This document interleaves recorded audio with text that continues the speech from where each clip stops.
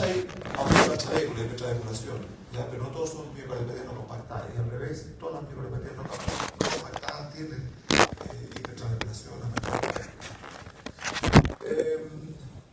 Lo que estamos acostumbrados a escuchar y probablemente por eso nos queda la idea, o como a mí me queda la idea de que el ventrículo izquierdo es más bien liso, porque hacemos referencia a que el ventrículo derecho es trabeculado, pensando entonces que el ventrículo izquierdo no es trabeculado. Pero el ventrículo izquierdo no es liso, ¿ya? No es liso, y eso lo hemos venido viendo los ecocardiografistas desde que han mejorado los equipos y la resolución de los equipos, que hemos podido ver cosas que antes no las veíamos. Debemos diferenciar los casos de ventrículo izquierdo no compactado de variantes normales de ventrículo del miocardio, visualizado por las técnicas de imágenes, y esto entonces requiere de conocimiento de nuestra atención y de nuestro trabajo. Un poco de embriología. Ya sabemos que el miocardio parte de una estructura que es fundamentalmente no compactada. Son múltiples redes que están comunicadas con la cavidad y por donde se realiza el intercambio gaseoso. Posteriormente, a lo largo de la quinta o octava semana de vida del embrión, ya empieza la compactación a producirse, a empezar a diferenciarse, y finalmente ya a las 12 semanas el miocardio está establecido como es realmente una capa compactada, las trabeculas se han ido fusionando entre sí y los espacios que existen entre las trabeculas, los recesos, se han ido transformando en capilares. Esa es la ejecución normal de un corazón. Para los anatomistas, desde siglos se sabe entonces que el ventrículo izquierdo no es liso. Incluso las imágenes aparecen acá, ¿cierto? Que el ventrículo izquierdo tiene trabeculas, tiene irregularidades en su cavidad. Y lo único liso es la porción proximal del centro interventricular. Y el resto, realmente, con las técnicas de imagen actuales, hemos podido ver que, y nos ha llevado a confusión, de que no es liso. En el ventrículo izquierdo normal tenemos que tener conciencia de que tenemos trabéculas, las cuerdas tendíneas y falsos tendones. Las trabéculas pueden ser de primer orden, que son los músculos papilares, ampliamente conocidos, unidos con sus cuerdas tendíneas. Tenemos trabéculas de segundo orden, que son a modo de puente, son estructuras musculares, bandas musculares, tractos musculares, que van uniendo distintos puntos de la misma pared, y aparecen entonces como puentes musculares. Y las trabéculas de tercer orden, que son pequeñas elevaciones, pequeños promontorios en la superficie del endocardio. Las cuerdas tendíneas, ya por todos conocidos, van a unir los músculos papilares con las válvulas auriculoventriculares, y los falsos tendones, que es otra estructura que por esa importancia nuestros pacientes aparecen, que son tractos filosos o filomusculares que atraviesan la cavidad, pero que no se unen a las válvulas cardíacas, no van unidas entonces a las cuerdas tendíneas ni menos a los velos de las válvulas auriculoventriculares.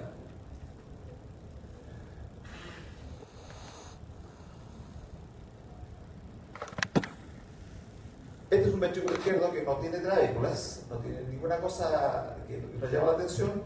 Este es un ventrículo izquierdo con la punta, que tiene una estructura delgadita acá, que si uno se fija te paso a otra imagen. Si uno se fija en el ventrículo izquierdo, cada vez va a haber, ¿no quiere moverse?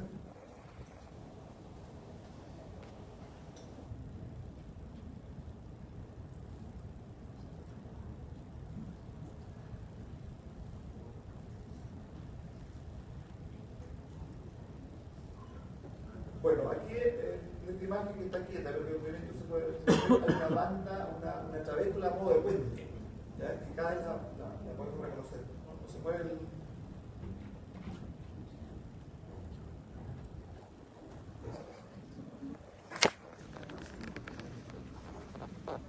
¿Ya? Reconozcamos todos las estructuras que son normales en el ventrículo izquierdo. Si uno se fija en la punta del ventrículo, cada vez va a poder apreciar esta estructura con mayor frecuencia. Y tenemos que saber que existe entonces normalmente un examen en el ventrículo izquierdo que es normal. Este es un estudio súper interesante, antiguo,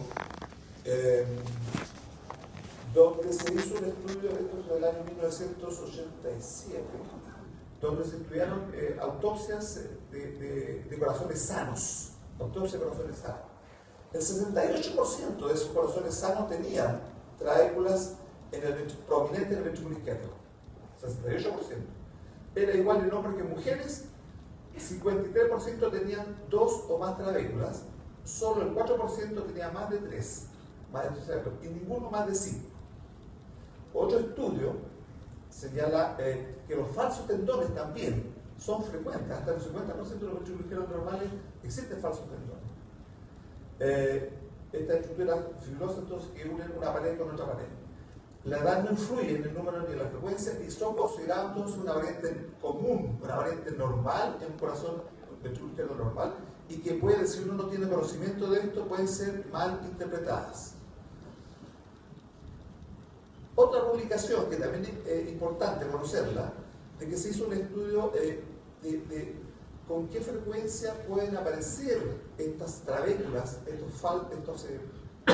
trabéculas y estas estructuras, ya sea de segundo orden o tercer orden, en una población sana que es sometida a una sobrecarga, ya sea de volumen o de presión en el tiempo.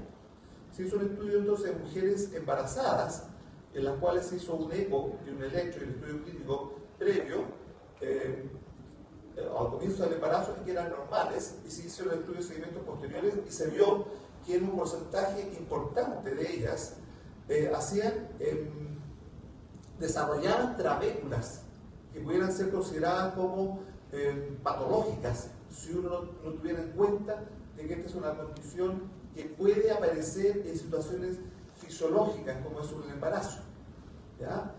Y por lo tanto, estos factores de esta aparición de trabéculas en un ventrículo izquierdo sometido a una sobrecarga, en este caso fisiológica, de aumento de precarga, van a ir apareciendo.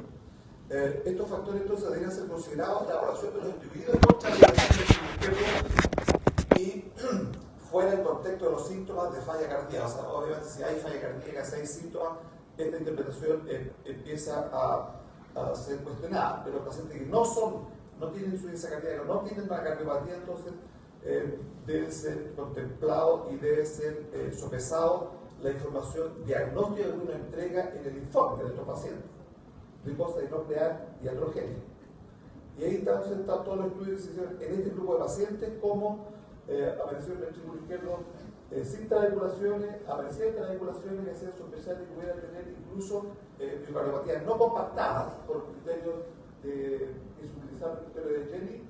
Y finalmente en el seguimiento postparto, una vez que terminaba la sobrecarga de volumen de estos pacientes, prácticamente todos regresaron a su condición previa.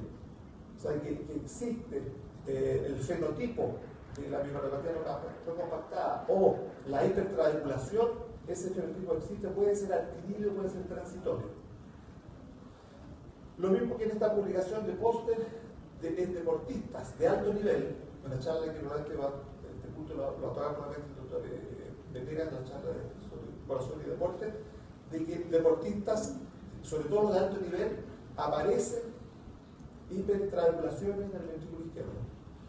¿Ya? Por lo tanto, también tener cuidado en estos pacientes que nos llegan, gente joven, gente jóvenes, de no cometer diagnogenia y hacer el diagnóstico entonces de sospecha o de plantear derechamente una miocardiopatía no compactada en estos pacientes. ¿Ya? Todos estos pacientes, estas personas que fueron estudiadas en el estudio, no eran sintomáticos y no tenían antecedentes de muerte cardíaca súbita o de antecedentes familiares de muerte cardíaca o de miocardiopatía no compactada. En el diagnóstico de miocardiopatía no compactada, a lo mismo que con la displasia ritmogénica y con la miocardiopatía hipertrófica, el diagnóstico debe ser hecho tomando en cuenta el conjunto, las imágenes cardíacas la clínica del paciente, los antecedentes del paciente y probablemente también los antecedentes genéticos que empiezan a jugar un rol muy importante en la medida que se pueden hacer en nuestra población, entonces que van a aportar al diagnóstico más correcto del paciente. Por aquí tenemos un paciente con una miopatía dilatada, ¿cierto? Un ventrículo izquierdo con mala función sistólica, en la cual la ecocardiografía, en el diagnóstico de cardiográfico, entonces, según sea el corte que hagamos, el corte oblicuo que hagamos, nos va a aparecer como que tiene más trabéculas, como que tiene menos trabéculas. En este paciente, en 4 cámaras no aparece, tiene una banda muscular acá, un falso tentor, alguna prominencia de la pared lateral acá, pero que porque se ve más trabéculas en la pared anterior acá, pero tener en cuenta, en la pared inferior, tener en cuenta de que aquí están los músculos papilares. ¿Ya? Entonces tenemos que tener presente también que aquí no podemos, para hacer el diagnóstico de aumento de la trabeculación, los músculos papilares, tenemos que sacarlo, tenemos que tener en cuenta eso. Por eso que los criterios que se usan para el diagnóstico de las miocardiopatías no compactadas con frecuencia toman, sobre todo el criterio de Jenny toma en cuenta el eje corto, el ventrículo, para obviamente no tomar en consideración lo que son los músculos papilares. En 3 cámaras ya no tenemos esta prominencia que aparecía en 2 cámaras, y este paciente finalmente entonces, y aquí se ve muy bien lo que corresponde más bien a los músculos papilares, todo este engrosamiento que aparecía como un miocardio no compactado. Finalmente el estudio, el informe no fue de miocardio no compactada, la resonancia de este paciente tampoco apoyó el diagnóstico de miocardiopatía no compactada. Solamente a modo de introducción, no para detallar lo que son los criterios, hay criterios ecocardiográficos para la miocardiopatía no compactada, el criterio de Chin, el criterio de Jenny y el criterio de Stolberg.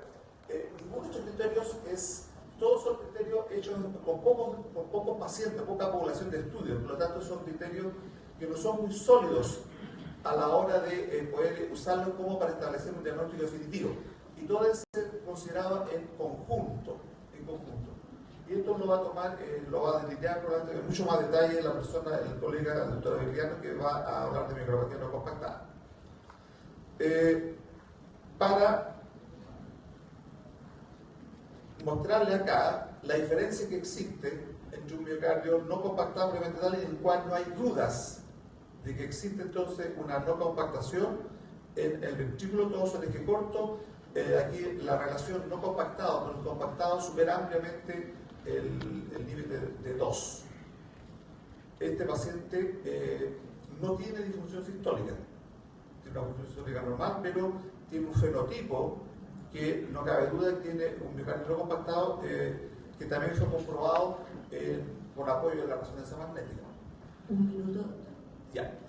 Finalmente, hay estudios que hablan de los criterios diagnósticos de miocardiopatía no compactada que son muy sensibles y podemos estar haciendo sobre el diagnóstico de esta entidad. Por lo tanto, para definir muy bien nuestra población y no hacer sobre el diagnóstico de esta entidad que está en evaluación, se está evaluando sus diferentes criterios, sus formas de diagnóstico, entonces debemos ser muy cautos a la hora de emitir nuestros informes.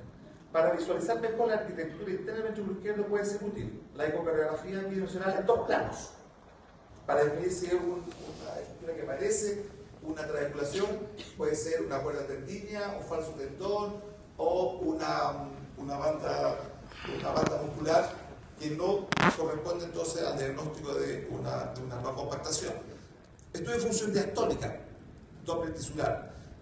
Contraste ultrasónico nos puede ayudar cuando la ventana es mala. Una cosa interesante, que el espectro tráqueo, el estudio de Strain de deformación miocárdica, es muy importante e interesante en estos pacientes, en los miocardiopatía no compactada. Cuando tenemos dudas, muchas trabeculaciones, ¿será o no será la miocardiopatía no compactada? El Strain se pierde la torsión del ventrículo izquierdo, a diferencia de las miocardiopatías no dilatadas, en la cual la torsión probablemente disminuye pero no se pierde. Aquí hay una pérdida absoluta y una inversión de la torsión en las miocardiopatías no compactadas. Y finalmente la ecografía 3D nos puede ayudar al diagnóstico, definir mejor nuestro diagnóstico.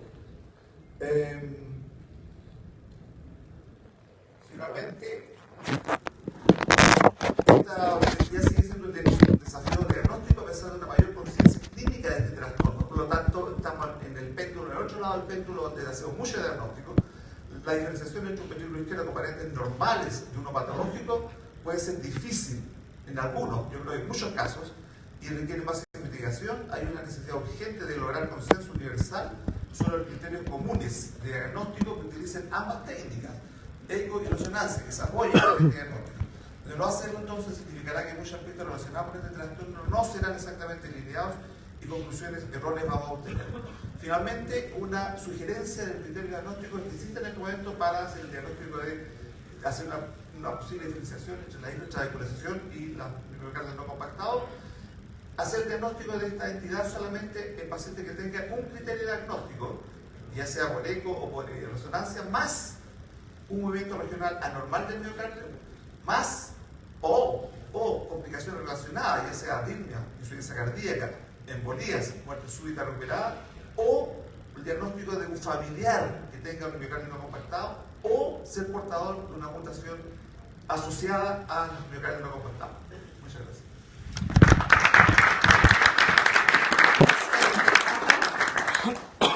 Vamos a continuar con el doctor Ibáñez, que va a hablarnos acerca de la infiltración